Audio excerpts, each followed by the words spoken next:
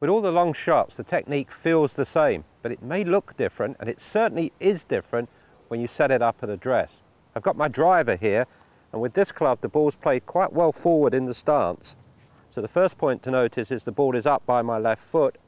Also, as it's the longest shaft, I'm standing the furthest away from the ball.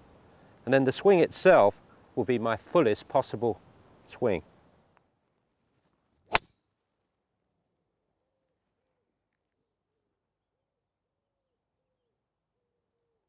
Now moving on to the 3-wood. I've teed the ball down a little bit lower.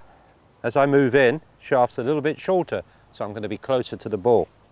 Ball position, I still want to sweep the ball into the air, so it's not quite as far forward as the driver, and you'll probably notice that the swing is a little bit shorter.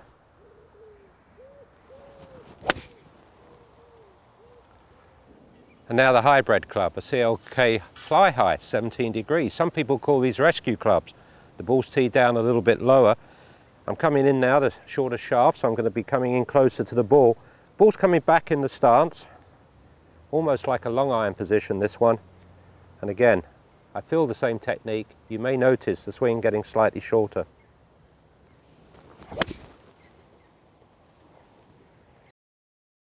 Moving on now to the long iron.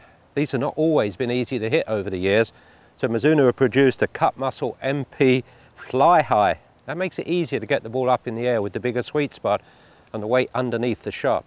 So let's go ahead and hit this one, and look, the ball position now pretty low. I'm coming in closer. It's a long iron than I did with my driver. Ball appears to be further back in the stance. The swing feels the same to me.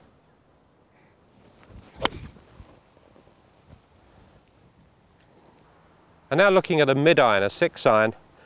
Obviously the ball's now down on the grass. I'm looking at moving the ball back into almost the middle of the stance. Once again coming in closer because of the shorter shaft.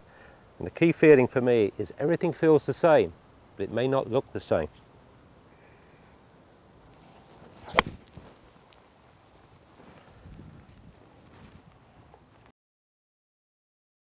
Now as you can see here, there's a divot in front of the ball, which shows that the 6-iron was hit with a descending blow, and that's because of the ball position, not because of anything I did differently in the swing.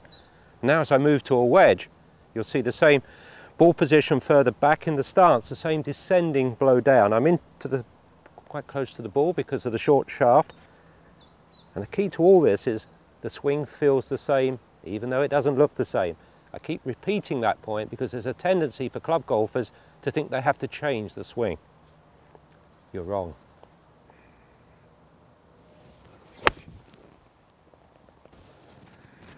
So there we have it. Regardless of the club you're using, the fundamentals of the swing will feel the same. We'll look at those fundamentals later and how perhaps you can make a few changes that will help your overall game. There are a few changes at address that we talked about. I showed you how with the driver the ball is as far forward in the stance as it's going to get, and with the wedge as far back. And of course the longer shafts mean you stand further away from the ball, or the shorter shafts of the wedge mean you're going to stand closer to it. But one key point, it might look shorter, it doesn't feel shorter as I go from driver to the wedge. The swing feels the same. That's been a pretty repetitive theme of mine. I want you to remember it.